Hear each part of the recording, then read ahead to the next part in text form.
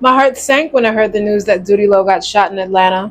You don't know what it's like to continuously interview these different drill artists, and one by one they pass away. But I done been through the worst of the worst of people playing with me and trolling me. Like, motherfucker can't really, like, it just be like, I don't read it no more. I keep going. I keep going. I don't speak on it. The tongue is a powerful thing. So now that I got a closer relationship with the man upstairs, it's like can't nothing stop me.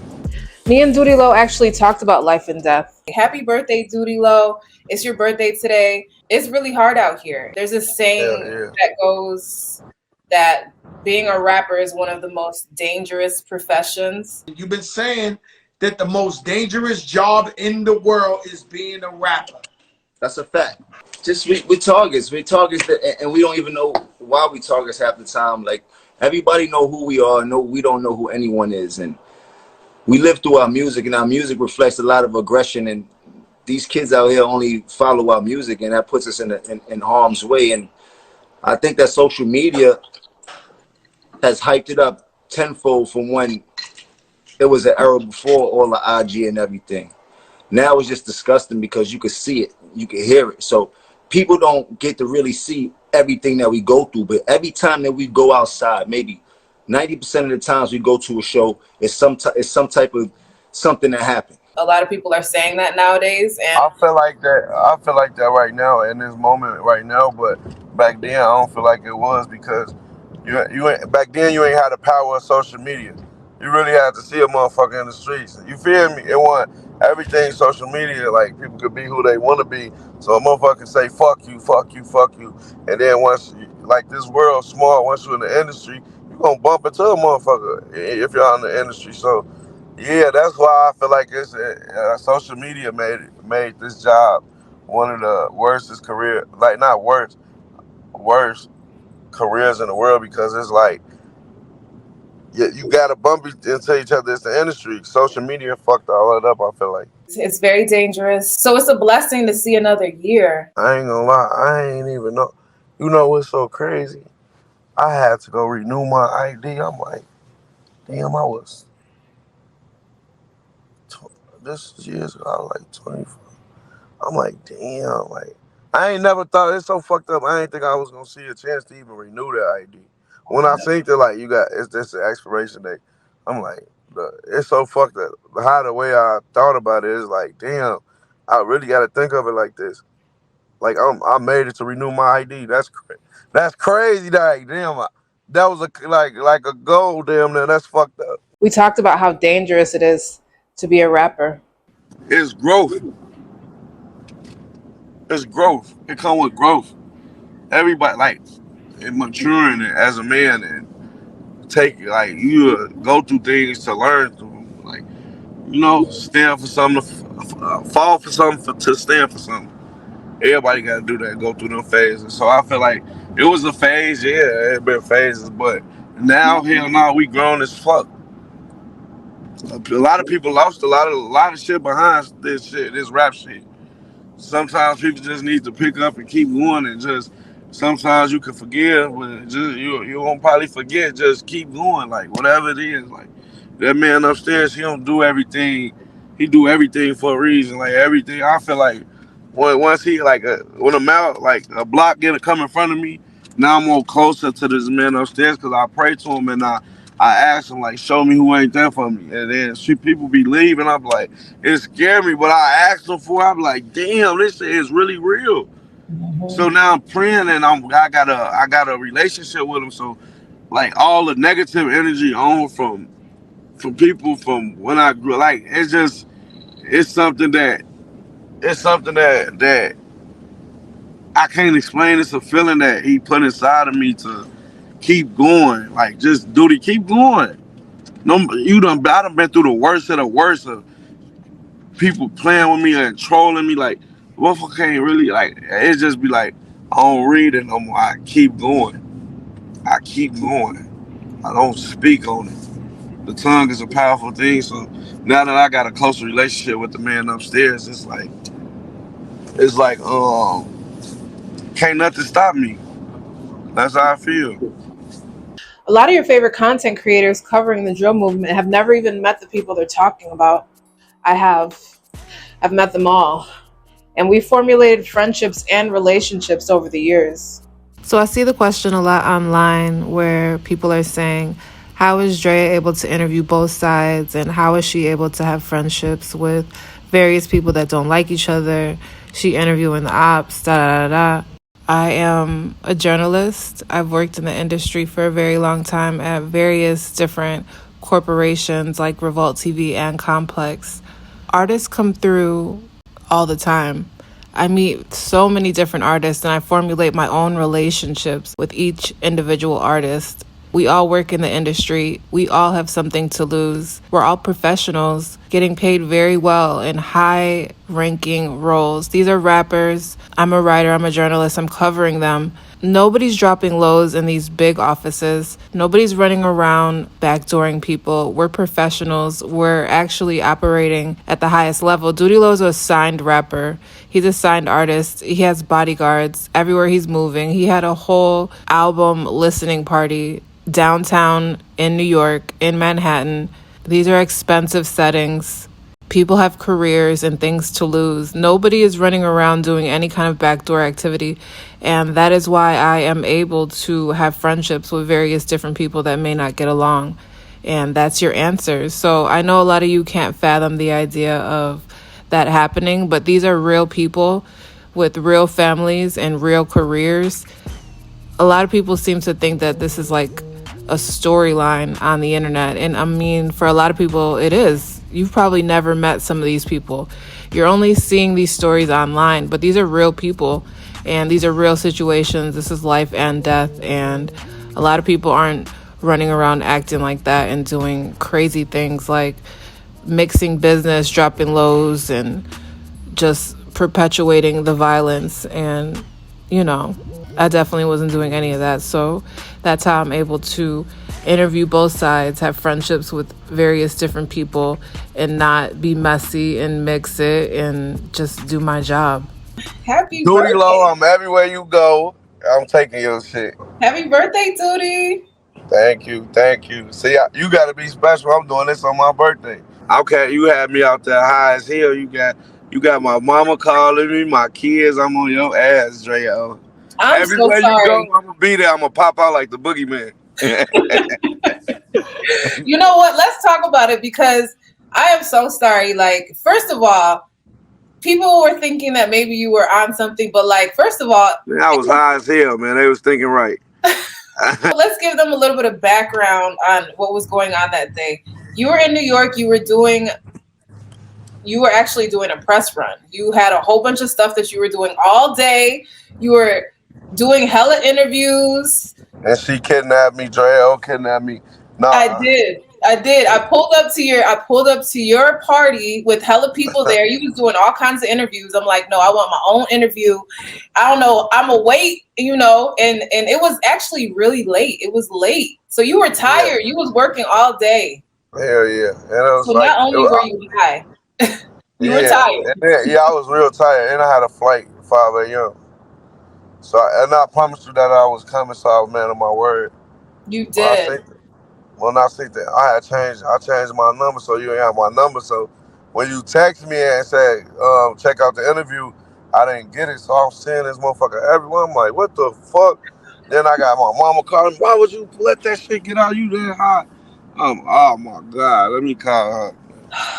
I'm so sorry because honestly, I didn't think that you looked bad in the interview, but it was a lot to it. It was 1:00 in the morning. You was working all day, and you promised me that you was gonna do it, and you did it.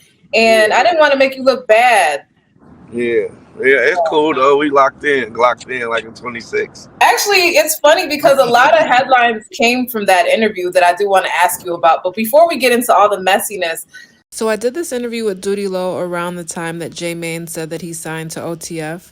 So I asked Doodie Lo about that. I didn't mention J-Mane by name, but Doodie knew what I was talking about.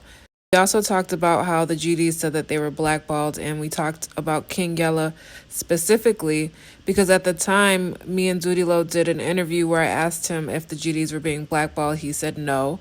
And when you hear people from other sides say that they feel like they're blackballed or they can't get in, or people are trying to stop their bag.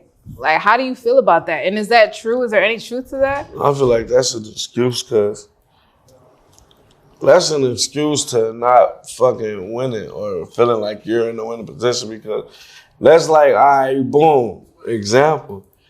All right, say you doing a talk show, like how you got your podcast and everything. Mm-hmm. There's a lot of people doing podcasts.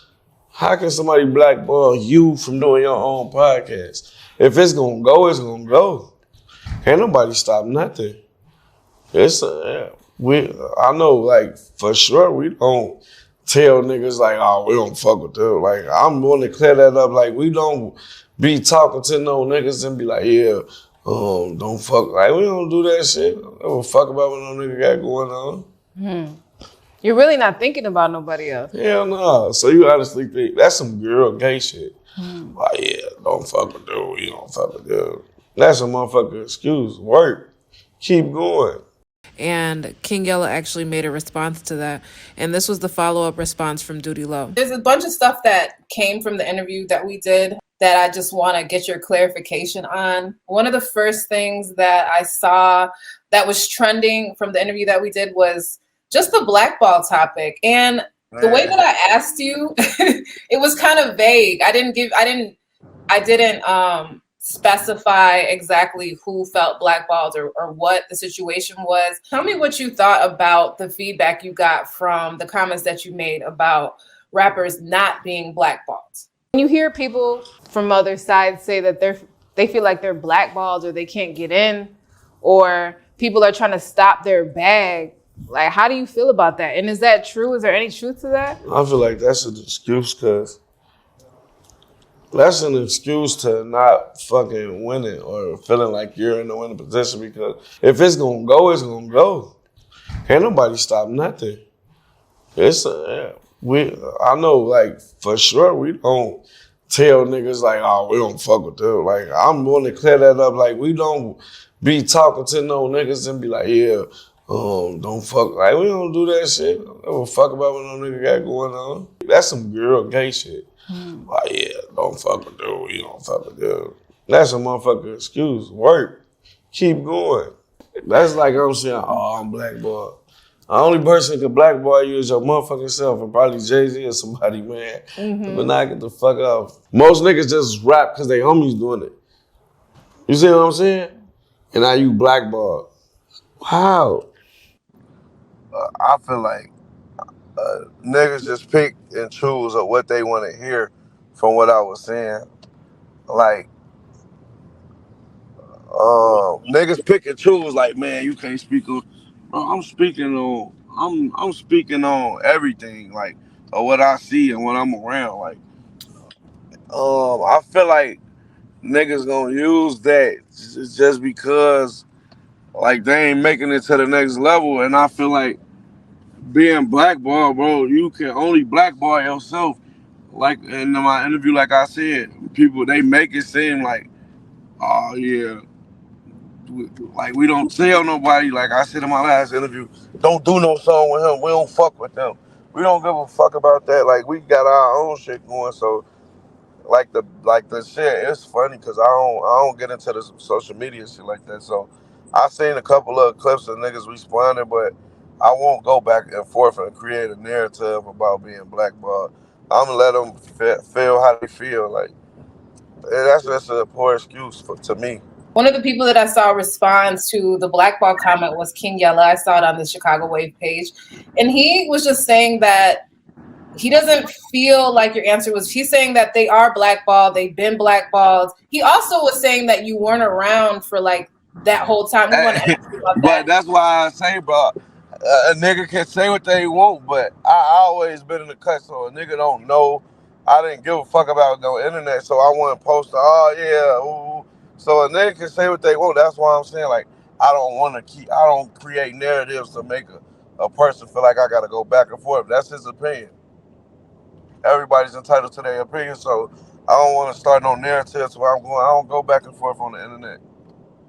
I don't go back and forth on the internet. Like, that's just me. I've never been that tight. I never go back and forth. Like, I don't have the end. I'm not gonna give you my energy. I'm not gonna give you my time. A day. It's like I'm not finna do it. No, I don't. I don't give a fuck about that shit. So I'm like, positive energy right now. You know, Mm-hmm. if So they what can't about? respect that, it's just like, go, just live your life. Just Mm-hmm. So what about the thought of, okay, you did a song with this person. Now, it's not that you're gonna say that he can't do another song with somebody else, but he's probably not gonna do a song with somebody else because he knows that you don't like them.